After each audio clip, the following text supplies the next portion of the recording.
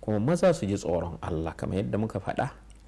Idan ka san kana da hali sha'awarka tana da ƙarfi to ka nemi mafita na ƙarin aure, saboda abin da ke faruwa za ka ga mutum da hali da sha'awa matar shi ta zama masa alaƙaƙai ta hana shi, ita gwara ya je ya lalace. Wallahi ya ji tsoron Allah, ya nemi yadda za a yi ya gamsar da matarsa cewa shi yana da bukatan zai ƙara aure.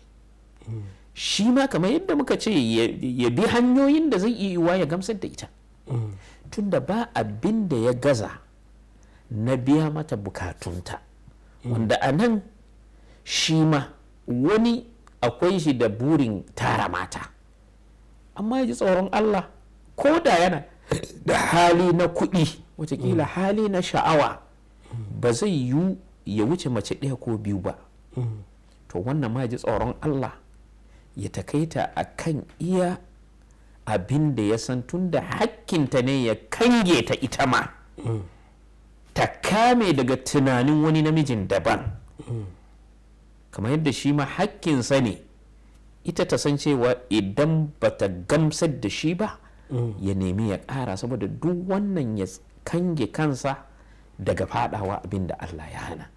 Saboda haka kenan insha Allah in za ta bi waɗannan hanyoyi za a samu wato maslaha ta iya wato fitar da shi daga wannan kangin da ya fada na ƙoƙarin ƙila fadawa biye-biyen da take fada.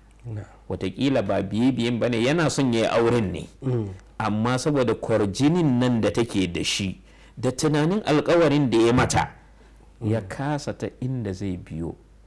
Ita wancan kuma bata san cewa ya yi alkawari wa matarsa. Wannan shi ne wallahu ta'ala. To Allah ya saka da alkhairi.